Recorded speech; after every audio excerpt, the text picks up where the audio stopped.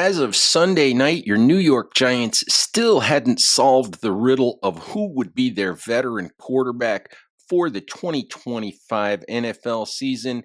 And somehow that seems appropriate because when you think about the last decade or so for the New York Giants, it seems like they've been more or less wrong place, wrong time when it comes to trying to fix or solve the quarterback puzzle. Ever since the Ben McAdoo era, actually. Ed Valentine of Big Blue View here with a new edition of the Valentine's Views podcast. Please like, share, and subscribe to support the channel. Got thinking about the Giants and the quarterback search. Obviously, the big news right now, Giants are still waiting and waiting and waiting and waiting some more for a decision from Aaron Rodgers as to whether he's going to end up joining the Minnesota Vikings, whether he might play for the Pittsburgh Steelers, whether he'll be a Giant, whether he'll retire. And folks that read Big Blue View know that on Saturday, um, I pretty much lost patience with the whole situation. I would just as soon see the Giants at this point sign Russell Wilson and be done with the whole Rodgers mess, nightmares, fiasco, whatever you want to call it at this point. But it's a really bad look for the Giants to basically be sitting begging Aaron Rodgers to come and play for them. Um, I honestly think that the Giants are Rodgers' last choice when it comes to Vikings, Steelers, Giants, maybe anybody else that might be out there. I don't know why Rodgers at 41 would want to come to a team that won 3 games a year ago, has a head coach and a GM on the hot seat. So I just don't see Rodgers to the Giants as a realistic thing anyway. And I think the Giants would be well served at this point to simply sign Russell Wilson or sign Joe Flacco or sign Jameis Winston or whoever they want to sign at this point and move on and go find their answer in the 2025 NFL draft. Find their long term answer because that really is the important part at this point. It's not who quarterbacks in 2025, it's finding that long-term answer for Joe Shane and Brian Dable. It's finding that guy where they can say to ownership, we think this is the guy we can build around, that we can go forward with, that we can turn this franchise around with. And when you think about the history of the Giants, we'll go back a little bit, um, and we'll talk about some of the quarterback decisions that have been made and haven't been made in recent years. And I got thinking about this because you guys may have seen it, Big Blue View, and I know it got play in a lot of other places on social media, some other podcasts, Big Blue Banter with Big Blue View's Nick Volato and Dan Schneier talked about this a little bit. But I had the opportunity last week to talk to Pat Shermer, former Giants coach, current offensive coordinator at Colorado. And our conversation was supposed to be about Shadur Sanders and Travis Hunter, and it largely was. But during that conversation, Coach Shermer mentioned the 2018 draft. And he said that had the Giants not taken Saquon Barkley, number 2 overall, that the quarterback he wanted, the quarterback that he would have banged the table for the Giants to take had they not decided to take Saquon, was Josh Allen, who is currently the reigning NFL MVP, superstar quarterback of the Buffalo Bills.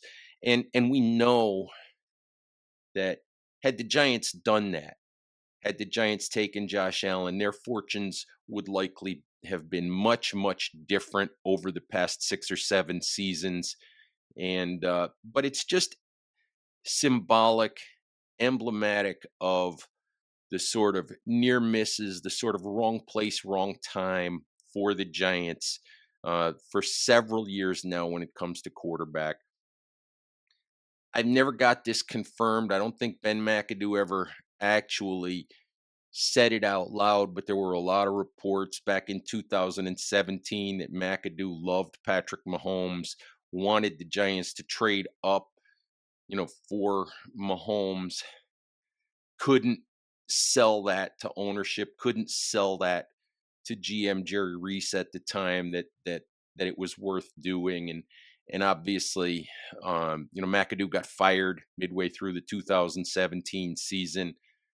But when the whole Eli Manning fiasco happened with him benching Eli and ownership not being happy and the fan base being irate over how that was all handled, but a lot of speculation that McAdoo wanted Mahomes, and the Giants, of course, decided not to or couldn't afford the, the price to move up and make that move. So that was one. That was the first sort of, I guess, what you want to call wrong place, wrong time.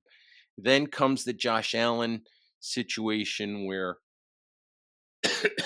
excuse me, Dave Gettleman chose to try to build the Giants franchise around Saquon Barkley. And I said for years that that trying to build a franchise around a running back, from scratch, trying to start a rebuild with a running back was the wrong approach. And you build from the trenches, you get your quarterback. If you have an opportunity to get the quarterback, you take it. The guy that I loved in that draft was Sam Darnold. Um, it turns out I was wrong about that too, but Pat Shermer was on the Josh Allen train, and he turned out to be right. And had Shermer gotten the quarterback he wanted, maybe Pat Shermer's still the head coach of the New York Giants. I don't know, but the Giants are in a much better place. Then you get to 2019. And as Pat Shermer had said, Eli Manning was at the end of his rope. He was at the end of the line. The Giants had no choice at that point other than to draft a quarterback. Lot of lot of speculation, a lot of chatter at that time that Dave Gettleman was all over, was head over heels in love with Justin Herbert. I think Justin Herbert would have been a New York Giant in 2019 had he not gone back to school, but he chose to go back to Oregon. The Giants chose Daniel Jones, and obviously we know that Jones had one good season under Shermer. Shermer got fired, and then things went sideways. The following year, 2020, Justin Herbert's in the draft again, but Daniel Jones is coming off a pretty promising rookie season. The Giants weren't going to double dip and draft over Daniel Jones at that point. They took Andrew Thomas at number 4. Herbert goes number 6, excuse me, to the Los Angeles Chargers. And that leads us more or less to where we are now. Jones has the 2022 season, best of his career, where I know for a fact that Joe Shane and the Giants did not expect to be going forward with Daniel Jones as their quarterback in 2023, because I've asked Joe about this. I asked him when they signed Jones to the 4-year contract. And he said, if we had thought we'd have been here signing him to a long-term deal, they would have picked up his 5th-year option. They didn't do that. They signed him to the contract they signed him to, and so the Giants are where they are. They knew last offseason that they needed to find a long-term replacement, a long-term solution, a successor to Jones, if you will. Chose, after not being able to trade up for Drake May, chose to draft Malik Neighbors instead of taking one of J.J. McCarthy, Bo Nix, or Michael Penix. And we can and will probably argue about that, whether that was the right thing to do, for a long time. The one thing we know is that Malik Neighbors is a really, really, really good football player. But here we are again, entering the 2025 draft in the middle of the 2025 offseason. And we're in a year where it's a conundrum for the Giants because there aren't really any good options. Look at what's available in free agency. We're talking about 41-year-old Aaron Rodgers, who probably wants a lot more money than he's worth at this point. We're talking about Russell Wilson, who's an okay quarterback at this point, but not a franchise changing difference maker. Then we're talking about Joe Flacco and Jameis Winston and Carson Wentz and whoever. We're not talking about any quarterbacks that are really going to change a franchise when it comes to veteran quarterbacks. And then, of course, the Giants have the number 3 overall pick in the draft. And, Jordan Renan of ESPN said the other day that there's been a lot of chatter about the Giants perhaps trading up to number 1 with the Tennessee Titans to try to get Cam Ward.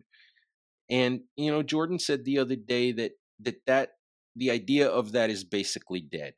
The reporting that seems to be coming out of Tennessee, the reporting that seems to be coming from the national media of late, is that it seems more and more likely that the Tennessee Titans are going to stay at number 1, pick Cam Ward, and then the Giants are going to have to cross their fingers and hope that they can get Shedeur Sanders if Sanders is the guy that they want, or they'll have to finagle a little bit later on to get Jackson Dart or Tyler Shuck or Jalen Milrow or whoever it is that they decide that they want if they were to pass on Shedeur Sanders. So the Giants are once again in a situation where they're quarterback needy. Their options aren't great. Their options just aren't great. They're going to have to, in some way, shape, or form here, something is going to have to fall their way to get a quarterback that can take them into the future, that can win for them, that can get them back to a consistent playoff team. The Giants have put a lot of eggs in the basket of, we think we're a quarterback away on offense. They've improved their defense tremendously here in free agency. They brought back almost everyone from their 2024 offense. Added a couple of reserve offensive linemen, but brought back Greg Van Roten, brought back Aaron Stinney from the offensive line, brought back Darius Slayton. So the offense is basically the same, except for whoever the quarterback or quarterbacks are going to be. So it's important, it's critical, but it really is amazing how the Giants' timing has just been off, how they've been sort of wrong place, wrong time ever since the McAdoo era when it comes to quarterback. Is Shedeur Sanders, if he's the guy that the Giants end up having to choose here, is Shedeur Sanders a guy who can take them to the playoffs? Is he a guy they can win with? Is he a guy who can be good enough, to take them deep into the playoffs and be their quarterback for the next 8 to 10 years? I don't know. Is Jackson Dart that guy? I don't know that either. Tyler Shuck, Jalen Milrow, I don't know.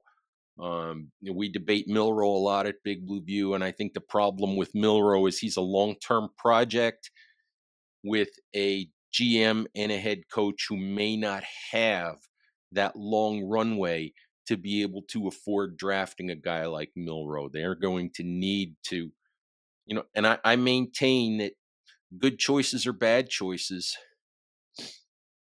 This regime has no choice but to take a swing at a quarterback in this draft class, no matter what happens here in free agency, because they're at the end of their runway and they can't look at it and say, well, there might be better choices in 2026, because the reality of it is Joe Shane and Brian Dable aren't going to get 2026 if 2025 is not significantly better than the last 2 seasons have been. They have no real choice but to take a swing and to take it now. So we'll see what they do. We'll see how all of this turns out. We'll keep you guys up to date on the hunt for a veteran quarterback, on all of the draft rumors, on anything else that happens in free agency. So keep it at Big Blue View and keep it here. And as I said at the top of the show, remember to like, share, and subscribe to support the channel. All right, Giants fans, thank you as always for watching. Please stay safe out there, take care of each other, and we'll talk to you soon. Bye bye.